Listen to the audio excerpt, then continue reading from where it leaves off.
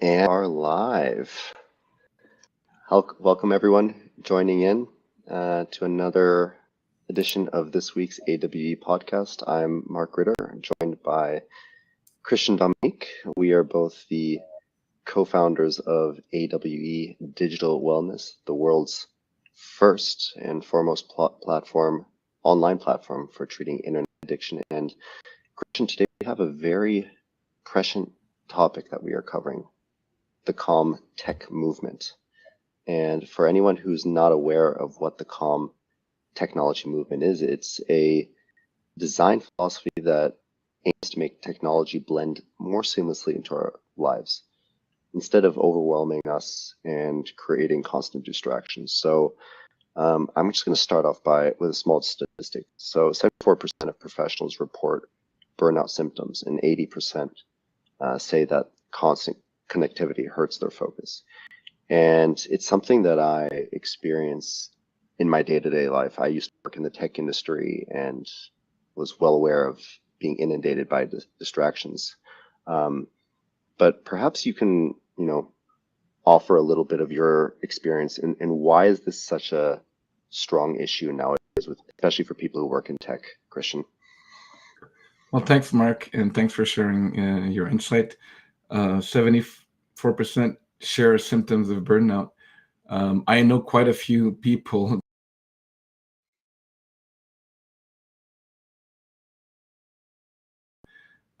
It takes months, sometimes an experience I wish on anyone.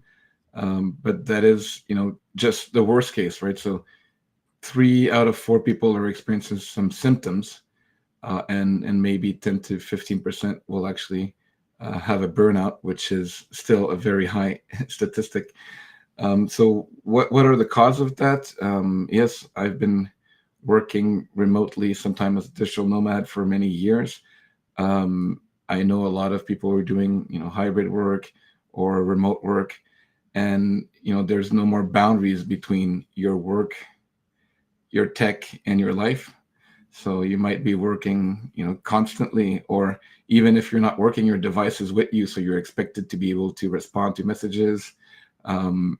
People are working at night, working on weekends, and they don't have this clear ability to not understand that there is a pause.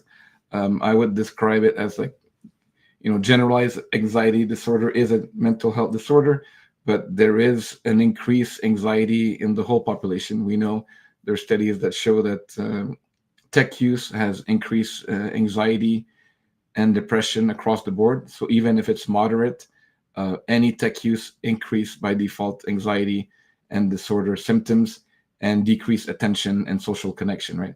So those are some of the ideas that we've been bouncing around and figure out the science and the causes of what makes the tech world so hectic and anxiolytic.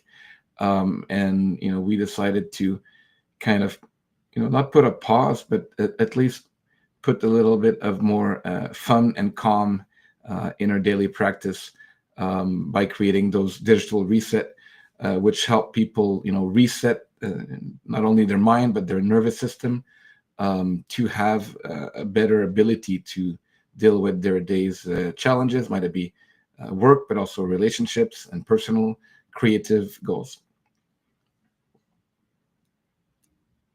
So I'm glad you mentioned the digital reset. For anyone tuning in, we offer a digital reset Tuesdays and Thursdays. Tuesdays at 9 a.m.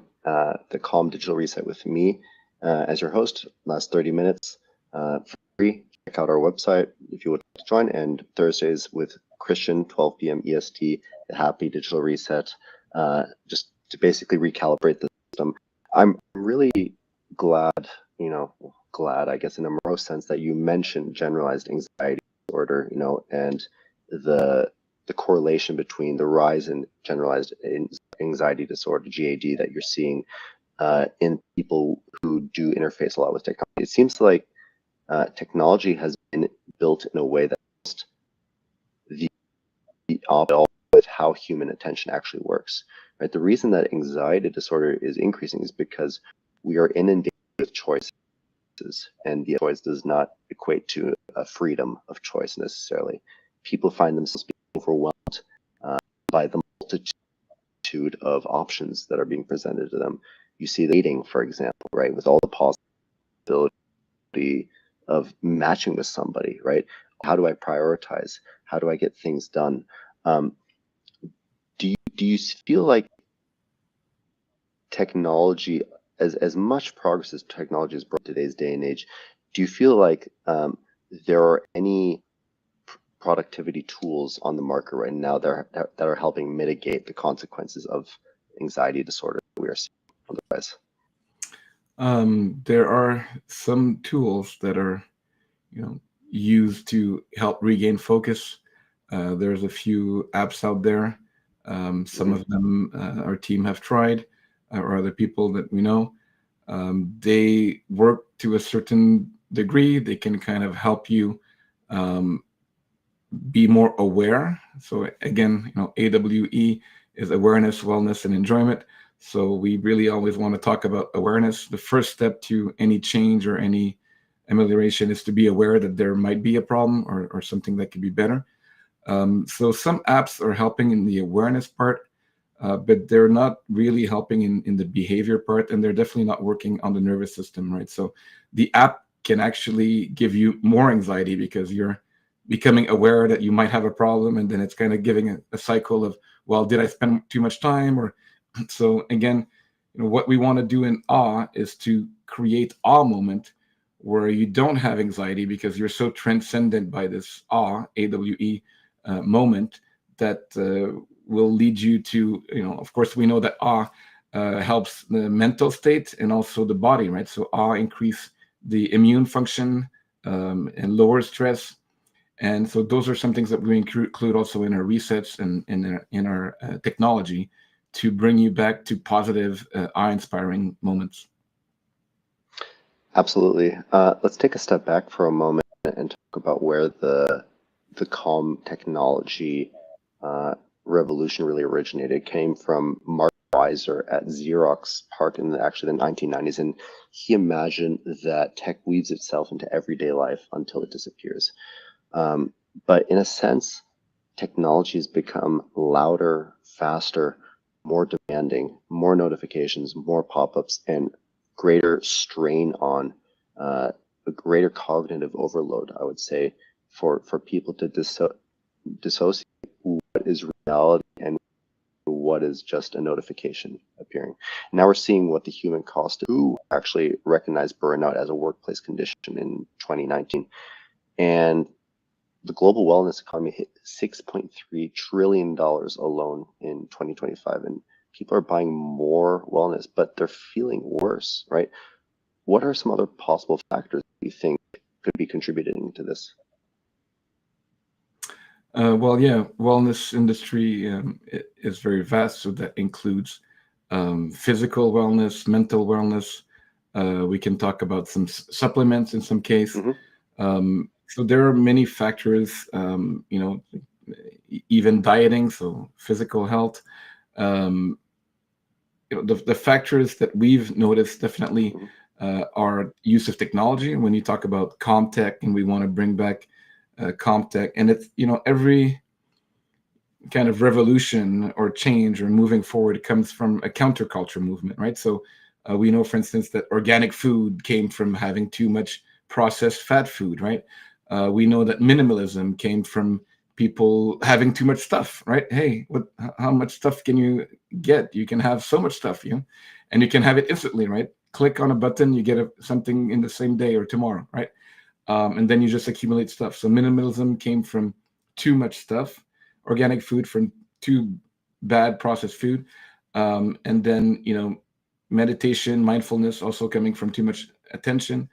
Comtech to me is kind of pushing back to is it possible that we have too much technology? We have one or two laptops, a tablet, two phones, and a TV, and we're getting bombarded everywhere, right? Yeah, I'm really curious because technology is here to stay, obviously, right? And it's not going to leave anytime soon.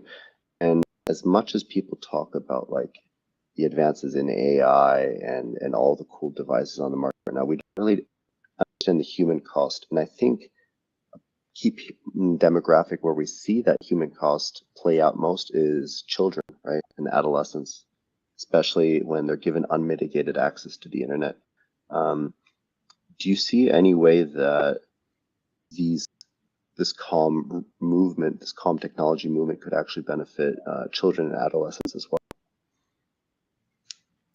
Well, I think they're the one who are probably the most affected. Of course, some of them might not be working 50 to 60-hour job on their laptop, but they're also they have a brain that's learning, and they're from very young age learning this kind of technology rat race.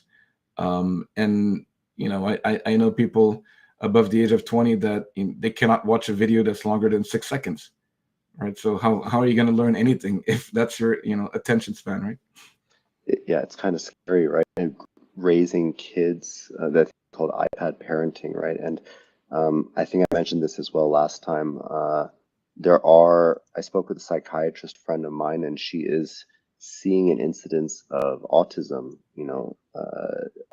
along with raising children purely on iPads, because there's a very important period of socialization that happens in childhood cognitive development. And it's very important. Play is very important as well for children. But interfacing with your iPad and watching a video of a kid playing is very different than going out in the world and actually playing with other children. So we're seeing this play out, and no pun intended, play out in real time on children. The big cost we see is with remote work tech executives. In fact, I actually spoke to an executive recently who told me that she checks her phone before she's even really woken up in the morning, and her day starts with adrenaline even before she's woken up. And I mean, the average person swipes their phone over 2,600 times a day, and that's 2,600 micro activations of stress that you're essentially experiencing per day. It's crazy how we just take for granted the effect that technology is actually having on our physiology here, right? So speaking of physiology, I mean, you've done some preparation for this podcast, some research on the vagal nerve, vagus nerve, right? And it's something that's talked about a lot. Could you explain to us what is why is it so popular right now? Sure. I just wanted to go one second back in terms of play. We are talking about children playing, but one of the most popular upcoming platform in the last few years, before TikTok, is Twitch, right? So just imagine that Twitch is mainly young people watching other young people play online, Yeah. right? But it is not the same as you going out and seeing the neighborhood kid and play fighting and figuring out and going in the forest or going in the park and creating new games and playing hide and go seek, right? So we're losing that for the children, which is an important part of socializing and brain development, right? You cannot have the same, watching someone online go through some levels of a game than actually playing, right? In terms of physiology, I studied physiology at McGill and neuroscience, and there is actually this interesting professor and lecturer of physiology at McGill University, Dr. Simon Cork, who mentions that there is a lot of hype in talking about the vagus nerve. And he says, for instance, that the most popular online videos, techniques to stimulate the vagus nerve are not based on scientific data, right? So there's a lot of misconception of what is the vagus nerve, how is it helpful or not. As you might know, Marc and myself are neuroscientists, and we try to incorporate the latest studies on everything that we do, and talk to scientists, psychiatrists, physiologists, to help you with all the fog of what can be found on social media. So, the vagus nerve is a very important nerve that goes from your brain all the way to your gut. It helps with the digestion, the rest, and relaxation. It helps you restore your system, including restoring your attention, right? So we're talking about what's going on with the digital media. People don't have attention, And if you know that there's a neuroscientist backed information that your nervous system will store that constant interaction with technology and you will have less and less attention. If you work to have methods, scientifically proven method to re-stimulate your vagus nerve, so to increase your vagal tone, you will be able to restore not only your health, your immunology, your digestion, but also your attention, right? So there's cognitive links as well to the vagus nerve.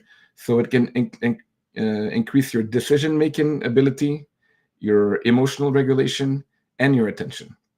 So what it is basically, this nerve is there to help you navigate, threat situation or coming through the amygdala and seeing, should we have fear, anxiety? Are we having a tiger? Are we having someone that's potentially dangerous in the wild or in business, or someone that wants something bad for us or make us bankrupt? I don't know what type of fear you might have, but people have those micro fear. And I think we talked about anxiety, right? So anxiety is unfocused fear. So you will have a fear that you don't know exactly what the exact fear it is, but it's kind of just bothering you, right? So that affects the cortisol in your brain, the stress, and also your vagal tone. So that will, let you be in a state of constant, oh, is there something wrong? Am I in danger, right? And one of the ways, actually, cognitively, and we can do that in the resets or in coaching or other place, is to help you understand that your anxiety is unfocused fear, and then we can focus it, finding what are you really fearful of? Do you know if there's something specific, or is vague? And vague Vegas, we can make it play on word, but the idea is when you have that information, then we can process that real fear, that exact precise fear, with your prefrontal cognition, and let it come down through your body, right? So you can use your mind to calm your body, or you can use your body to calm your mind as well. So that's what the vagus nerve is the brain-body kind of connection. And it is involved in the flight or fight system. So you might know the autonomous nervous system. Parasympathetic is for calm, and sympathetic is for more alert and vigilant. So that's the flight or fight system. But the vagus nerve is also involved in the freeze system, which is the worst type of fear, is when you're paralyzed, right? So panic attack and then actual paralysis. That it happened to me once, where you can't talk, you can't act, you're completely paralyzed. And when that happens to you, or even if it's mild fear or anxiety, you need to reset that, right? And hopefully you want to reset that before you get to the panic attacks, before you get to the freeze system, and then gauge where your vagus nerve is going. So there we can measure vagal tone. There's ways to measure how healthy your vagus nerve is. And there is a dorsal and ventral part of it. And you can also measure your heart rate variability. There's ways to see. So that means how quickly are you able to have a high stress situation, but come back to calm. So that's what it does.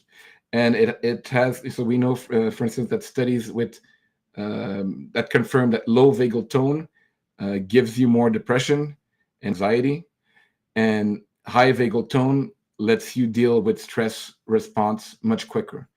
That's why, for instance, cold exposure is also one of the ways to help your vagal tone. So why is that? Well, you go into cold water, so it shocks your system, but then your body temperature compensates, and then you're ready to get more stress, and you can respond quicker to that, right? So that's one of the ways.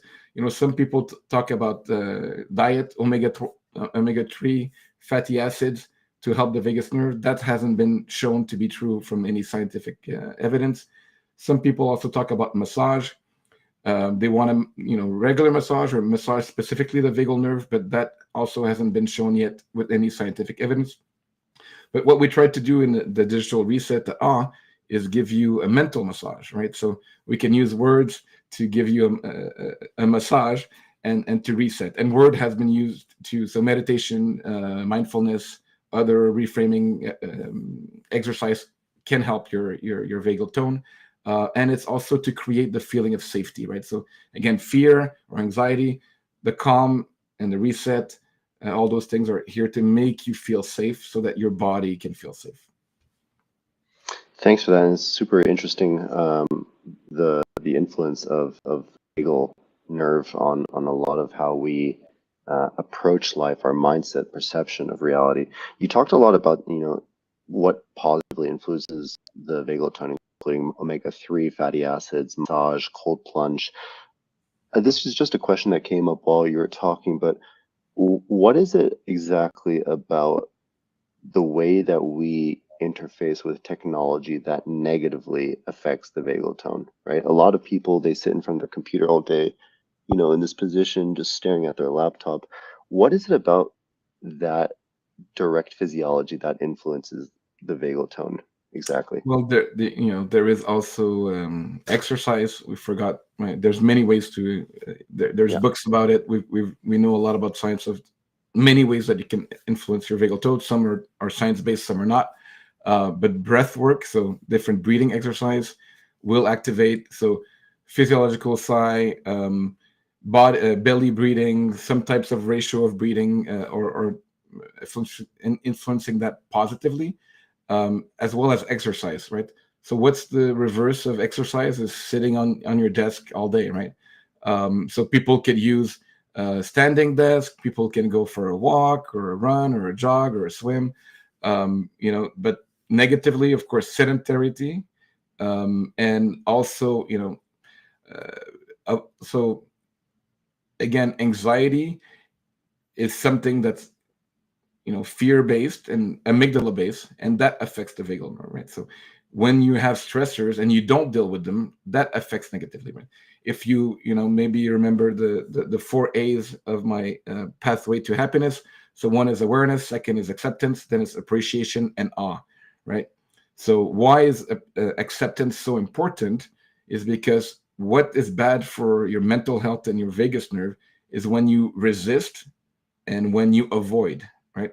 So people Hmm. have their worries and they're procrastinating or they're avoiding or they're thinking that it's just going to go away, but they're not dealing it. So they're not resetting. They're just letting the nervous system be on high alert for a longer period of time. Then it becomes long. It takes longer for them to recalibrate, right? So avoidance is really a key, I would say, to Hmm. not having a healthy vagus nerve. And to not avoid, you have to take action. You have to proactively go to a place you might feel unsafe at certain point until you become safe again. And that's one of the things that we do in the research, is to not make you avoid, but make you aware and actionable. And of course, the other part is appreciation and gratitude, right? So many people know about the gratitude journal or how finding gratitude in your day. And in my book, I explained that gratitude is great. I will always recommend it. And appreciation is even better. So we can also do some appreciation techniques, some gratitude techniques, and that will give you back the calm with technology. With technology. Yeah, so it's really interesting that you mentioned resistance and avoidance. We had a podcast guest from last week, Phil Ritter, on here from Flow Neuroscience, and he had a quote that really stuck with me, which was, if you're using a software technology and it's free, nothing in life is free. You are the product essentially, and the most valuable commodity on the place is attention. Nice. And so a Yeah, lot of these tech, attention is the most valuable go on. commodity, as you're mentioning. And I'm also writing my third book, which is "Don't Be Authentic, Pay Attention." Right, so look out for that. We'll talk more about attention and about this fake craze of finding your true self or authenticity. That's not really helpful. Sorry, what was your question? You were cutting off, so I just picked up. Oh, I apologize. So I was just saying that it seems like technology is rewarding us in a way for instant dopamine, instant gratification, which inadvertently causes us to avoid certain responsibilities, stressors, exams, just procrastinate in general, which is just making us have a much more adverse reaction to this. Exactly. Avoidance, distractions, those are not the way that we'll be healthier and happier. But that's what, kind of the tech and social media and easy dopamine fix let us do very easily and too often, to our detriment, right? Got it. So on the topic of techniques, technologies, methods Yeah. that can actually So help there help? is some Mhm. medical ones as well. So we talked about the non-medical, non-clinical, but we, as you mentioned, we had a guest with some transcranial um, Yeah. stimulation. So there is some transcranial stimulation of the, not transcranial, it's not in the cranium, uh, of the vagus nerve. And those have been found. There is a study from Ma et al. It's a Chinese and Japanese group that are looking at the use of stimulation of the vagal nerve directly and showing some good result. Specifically, their study is looking at Alzheimer's and Parkinson patients, but we can imagine that could be used for many other situations. There is another study here from Blanco and Tyler, 2025, that looks at the vagus nerve in respect to sports. So Mm. using breath work and also stimulation of the vagus nerve to increase athlete performance in high level athletes, right? So vagus nerve has some real science based application, both with the non-medical ways that we talked about and also some medically approved tools and technology, right? So maybe that would be also a form of calm tech, which calms your vagus nerve with technology. Could you tell us a little bit more about mm, what is EMDR and why is it useful as well here for addressing a lot of these problems? So EMDR is rapid eye movement. Hmm. Um, it's a form of treatment specifically for trauma that was invented in California. There's a lot of practitioners around the world now that claim to be EMDR specialists. There were some courses. I like the concept. I like the idea. I think that there is some applications. I've talked to a lot of doctors, nurse people that have done it, received it. The consensus seems to be that it is a real technique that works. The problem is that it is, the protocol is quite specific, and if you do it wrong, it can, make things worse instead of making things better, right? So we don't want to recommend everyone to do EMDR if they don't know how or when or specifically, right? So I would not say that it's necessarily just linked with the vagus nerve, but of course it is linked with the nervous system and trauma. And the idea is that when you scan the horizon rapidly, it's like when you were back in the savannah or the jungle or the plains, and looking at the horizon kind of calms you down. So that's kind of why the technique works, and it works best right after you've had a trauma, right? So trauma is subjective, always is one event that someone can find traumatic and one not traumatic. And then if you found an event traumatic, then that will be passed down and incorporated in your nervous system. So EMDR is one of the techniques that can help you try to prevent it, that it stays long. So it's better to do EMDR right after an event, not wait for a long time, but you can also reprocess it later. There's also techniques of journaling for trauma. So there's many tools, but EMDR is one of them, which again I think is good, but you would have to be sure of what you're doing if you're doing it or receiving it. Um, so it may be a little bit of a hype on EMDR, but it is Hmm. effective. Do you know how it actually is administered? Do they have people looking at images of a traumatic event, or how do they actually No, so administer it? so so it is. Well, if normally the use case is the ER and nurse or ambulance even can perform that right after the trauma, and then it's kind of like we mentioned, letting them see in the horizon, so not in a closed room, like look through a window and then do the eye movement specifically that supposedly is the best to alleviate the system. You can do it also in a room, but it's better if you're doing it outside. And there is also some diverging protocol if you're going to do it much later. So that's why journaling can be useful. So are you going to remember the trauma, remember how it was felt, so you can write it down, or you can see pictures of something related? That I don't know the exact protocol, but it Mm. always has to do with getting the trauma relived and feeling safety with the elements that gave you the trauma. Got it. Okay. So I think the key word here is trauma, and how do we avoid passing this on to other people, or right, stopping it, intergenerational trauma, right? And it's baked into our DNA essentially, Well, we know right? that epigenetics, people from the war, the generations later. So that could be like in Germany, that could be also in South Korea, right? So you've experienced war. Your parents or grandparents have experienced war. Then your nervous system is more anxious just because you've had intergenerational trauma, but also trauma and hate and many negative emotions are contagious right now, right? So one thing that we've heard in the digital reset, people that had positive experience, they mentioned that it did not only affect them positively, it affected them, their family or coworkers or people around them, right? So as negativity is contagious, positivity also can be contagious, right? So if you're more calm, you're more present, then people around you feel that. And if you're more stressed and you feel that trauma, then your family and friends and coworkers will also feel that, right? So it's intergenerational, and it's also real time with the people around you. They will feel that. Negativity bias is a real thing, and I think tech companies have started to exploit it as well. They realize that, things go a lot more viral through outrage, right? Pissing people off Yeah, causes a post to anger, get, hate, yeah. division, of course. Yeah, Man, I feel it as well. If I see like some outrage clickbait article, like I click on it immediately because I want to know, like it just gets me going.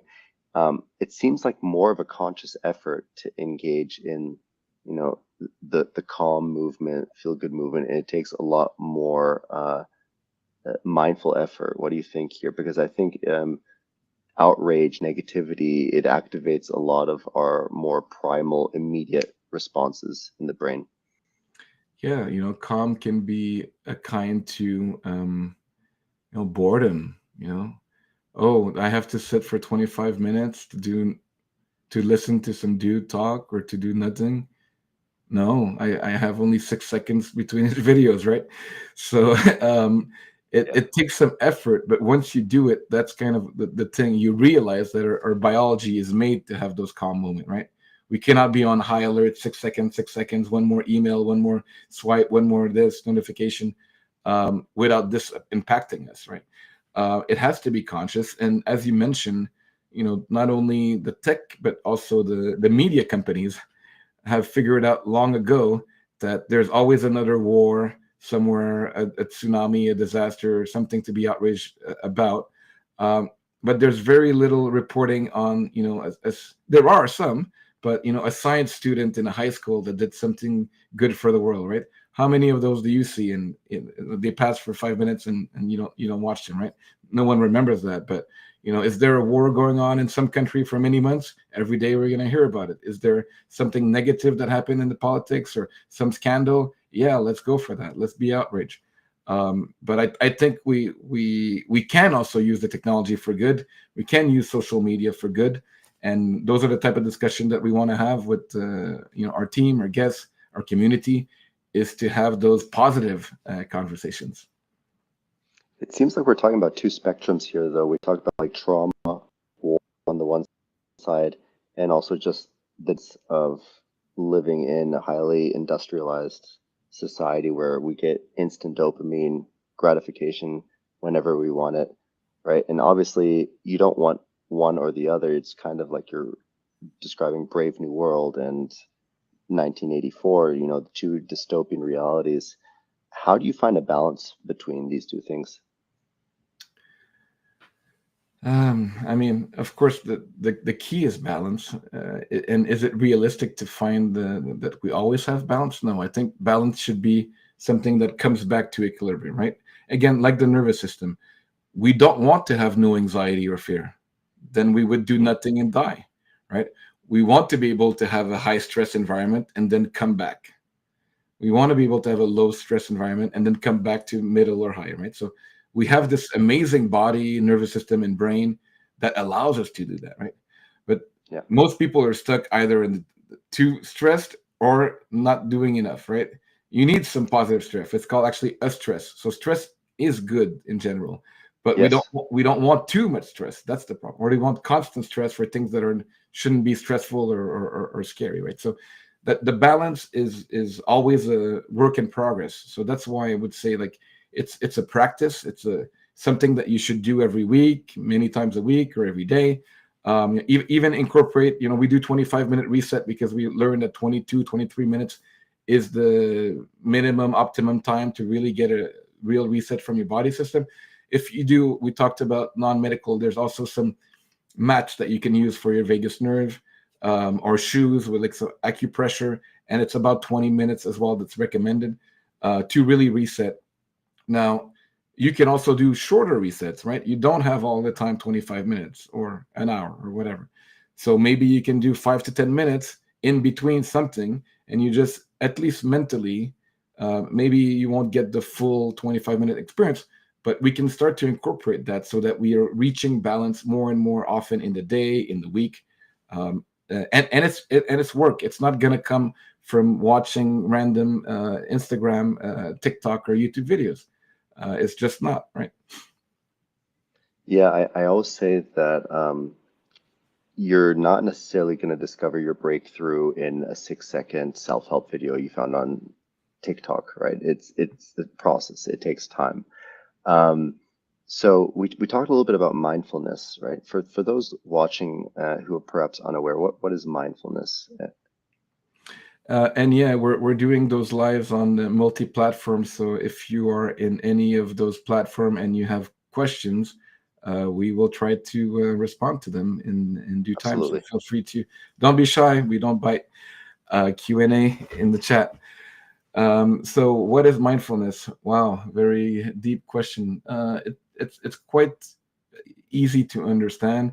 I also call it presence, right? That's one of my 8 Ps.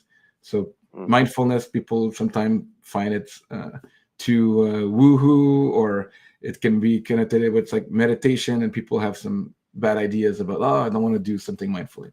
Actually, you want to do everything mindful. Like that's basically the best thing you have is your attention, right? There's mindful sex, right? My colleague Lori Brotto wrote a beautiful book about mindfulness and sex, right? So you can have the best sex if you're mindful. You can have the best food, mindful eating. So mindfulness is everything. You can be mindful all the time if you don't want to be distracted. It's being present. It's being in the moment. That's the simple definition. And there's techniques for you to do that. Some are called meditation, and some are just exercise of taking an apple, looking at it, smelling it, eating it in a way that's mindful, and then, Mhm. oh, lo and behold, it's the best apple you've had, right? So for anybody who perhaps doesn't have a direct experience with mindfulness meditation, again, we offer 2 weekly resets. That's a good introduction to mindfulness and mindfulness meditation. It's also what led us to build AWE, is to blend science, human connection, and digital awareness, and to help people reset their relationship with technology. We've seen people attending our sessions who've, they've slept better, they think more clearly, just because a lot of what we've been talking about, right? Resetting this vagal tone, right? And ultimately, that's what it takes, is realizing that the need to constantly address something in your environment, to have to ruminate about tasks, is what's causing you a lot of internal anxiety. What do you have to say about that? Yeah, very well said, Mark. And I say in some of my resets, just be there, right? It's about being, it's not about doing, right? And people forget to be, they just do, right? So we want to help you really be present, be in the moment. And the beautiful thing that we talked about, I forgot for the vagal tone as well. Yeah. Another thing, there's so many things, right? Social connections. Social connections will help your vagal tone be better, right?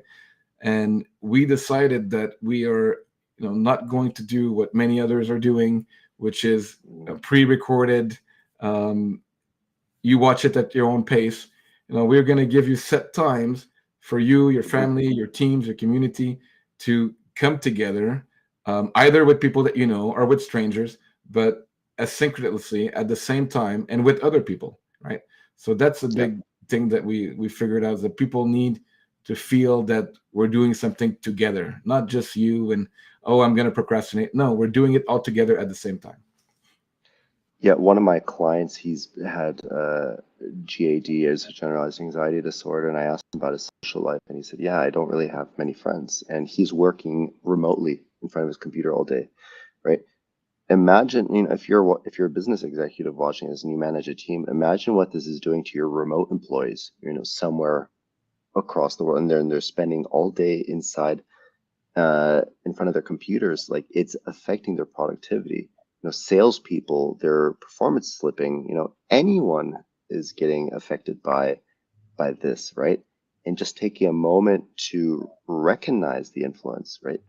That can have a tremendous outcome in your performance if you're willing to just address this once and for all, right? And that's why we offer these resets for anyone really who's interested in understanding how does physiology really impact our cognitive performance here. And we can geek out about neuroscience for days, Mark, uh, but it's very important for people to know that the advance of neuroscience in the last 25 years is incredible, and we can link so many things to the nervous system, so the vagus nerve, the brain, um, and people are not aware of that. So they think, oh well, I'm anxious, it's my fault, it's my brain. Oh, I cannot, it's my personality. It's like, no, it's based on the nervous system, and once you address that, that's going to help many things. And it's not a, some books say it's a superpower, and it's the, it's not. There's a lot of things that need to work together, but neuroscience is one of the keys to your happiness. So that's why I spent years to understand it, to help people be happier, healthier, to have better relationships, relationship with others, relationship with the world, and relationship with themselves, right? And that starts a lot. If your nervous system is deregulated and you don't know, Yeah. then everything else is going to be more difficult, right? I had this image in my mind when you were talking earlier of like the cavemen, and there's like one caveman who's going out and he's hunting, right, for the food with the spear, and he's like being super active. And then there's like another caveman who's just sitting in the cave staring at the wall all day, right? Just looking, right? And obviously when we compare these two, we're like, the one who's looking at the wall is going to have issues. Yeah, the other one who's hunting for food, he might die of hunger as well or get impaled by something. But the guy staring at the wall all day, right? Nothing's going on. Or maybe he's looking at like shadows on the wall in front of him, kind of like the allegory of the cave with Plato. Yeah. But like, obviously he's going to have issues, right? If he's just staring at that and he's not willing to go outside into the real world.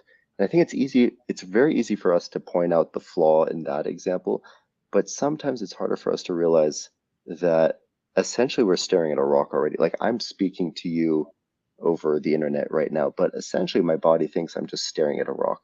I'm Yeah. just staring at an object that's not moving. And so, I'm sitting like this, and you can be sitting all day in that position, but if you're not exercising, if you're not doing a lot of, what you already mentioned is called to reset the vagal tone, uh, to address your physiology, it's having a profound impact that you might not even realize, right? For Um, anybody watching this.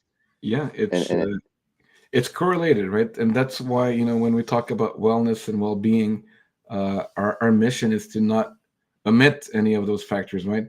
It is your physical, it is your mental, it is also your relational, right? People forget, oh, me. Well, what about your relationship, right? With your family, with your coworkers? Why are we yeah. not talking about that? Why, with your community? Why are people so isolated, right? So all those things holistically include, what well-being and wellness is. Right?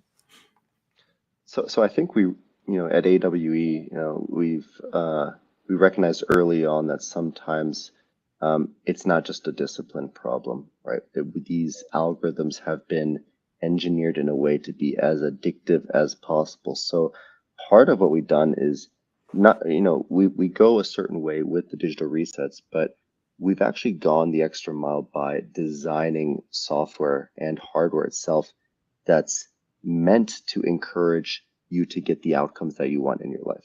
For example, the AWE phone that we've developed actually encourages you to take physical actions, right? Put your phone down on the table and reward you for that behavior rather than an app blocker on your phone that you could just remove at any time, right? That's going to be very helpful for children, especially for teams, for remote teams, right? It goes beyond the simple mantras of telling yourself to focus harder and it's just a discipline problem. No, it actually encourages you to take actions and to do things to get the outcomes that you want in your life. Yeah, thanks, Mark. I'm also proud of our smarter phone that just came out, and it's going to help a lot of parents and kids worldwide with this new generation that might not have the tools. And like you said, it's not a willpower. The phone that most parents are buying their kids are, designed to make them mindless, not good at school, not socially interacted, and probably fat and bad eyesight. So those Yep. are the phone that people are getting to their kids, right? So we Yep. were conscious of that and wanted to create something better, and use technology for calm, for good, for connection, as you mentioned. Yep. I think I've mentioned this to you before, but the way that we look back on smoking, junk food, right, is how we're likely to look back on our use of social media nowadays. And I think we're becoming more and more aware of it. But it might be that the negative consequences are just not as immediate from social media as they would be from junk food or smoking or drugs, for example, that we don't take it that seriously. So if you're a parent watching this, recognize that it's likely that, you know, I can understand a parent's desire to be in constant communication with their kid and to be worried about where they might be at any time. But that does not mean you need to throw the baby out with the bathwater. You don't need to give them a a smartphone device that has that carries with it TikTok, Instagram, YouTube, all these other addictive apps that can have long-term consequences on your children, right?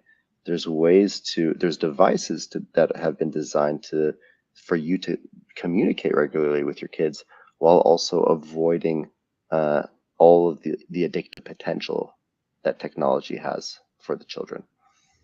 Well, the phone is scientifically proven with some studies, has some Oh patents, yeah, is approved medically, and the goal of the phone is to give positive reinforcement, and avoid parent conflict, right? So, how many parents have had to tell their kids for the 20th time, don't be on your computer, don't be on your phone when we need to do something, or go to bed and don't watch social media at night.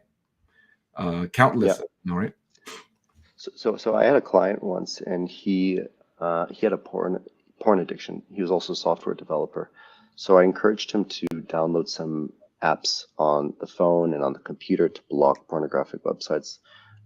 Well, you know what he did when he got the urge? He just found some way to uninstall the apps. Even if these apps claimed that they were uninstallable, he's a software developer and he knew exactly, how to go into this operating system and get rid of them.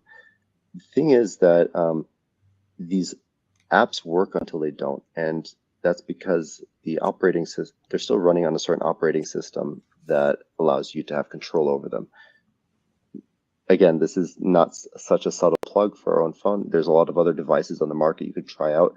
The thing about the AWE phone is that we've designed the operating system so that you cannot uninstall the software, right? It prevents people from getting in the way of themselves.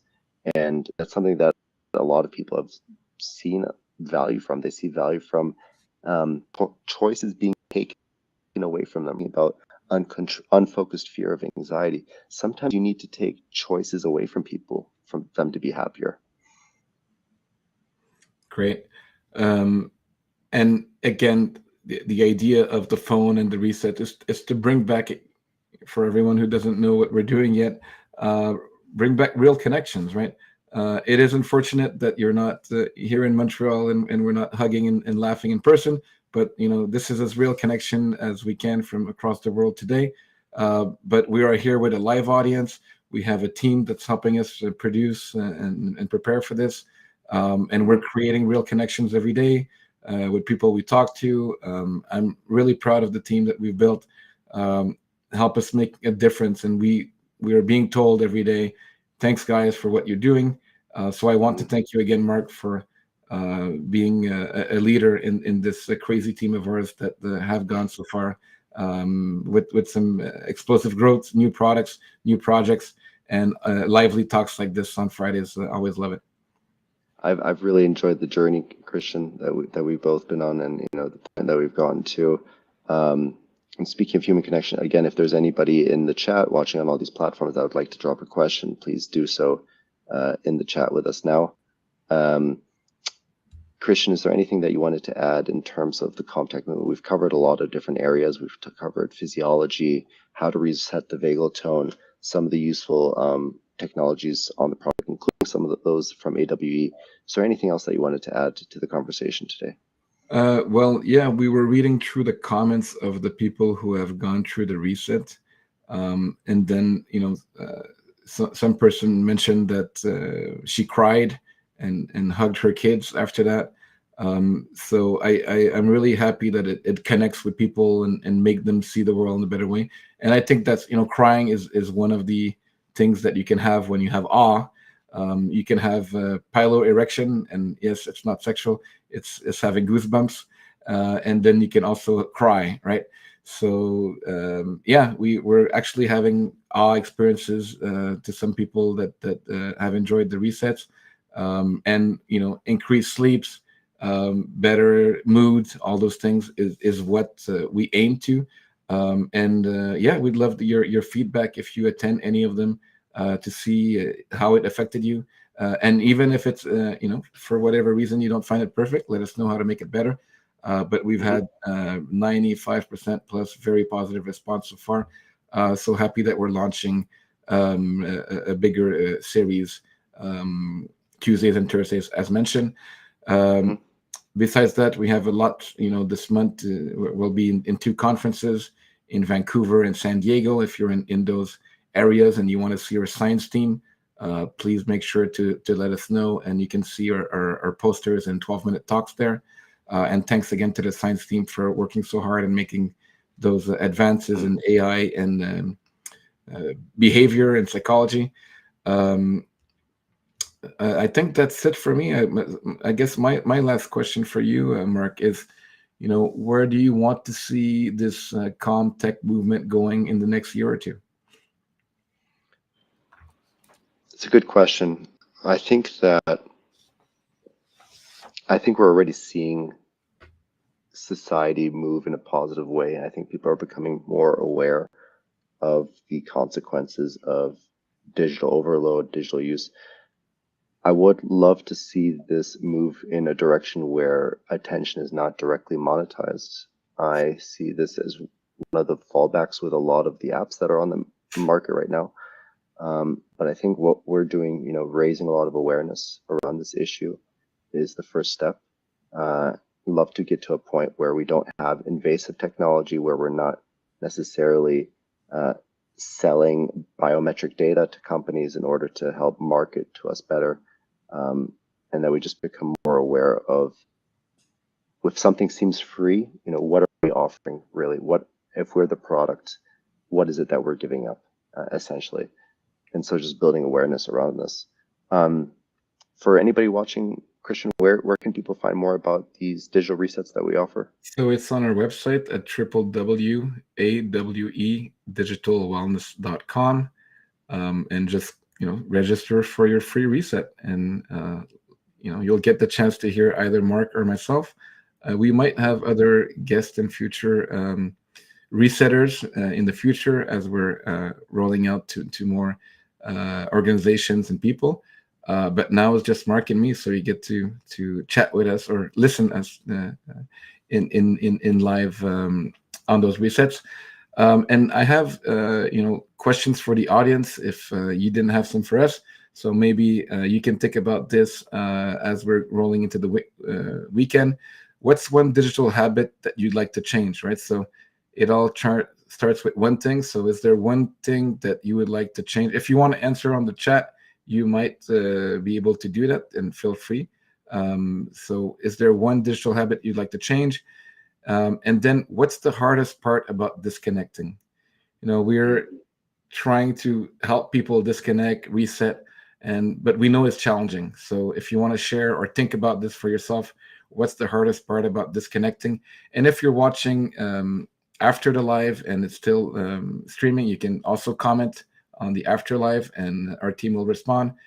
And if you're in an organization or you're a decision maker, if you're on our LinkedIn live, where could your organization start weaving calm in the culture? Those are my questions. Perfect. I think that's a great point to end on. Christian, thank you again so much for your time and for your wisdom. I always appreciate speaking with you. Join us next time as well, not just next Tuesday or Thursday for our resets, but next Friday. We'll be hosting another podcast weekly on Fridays. Please tune in, and we'll see you again in the next stream. Take care, everyone, and enjoy the rest of your day and your weekend. Thanks, Marc. Have a good weekend, everyone. Bye-bye.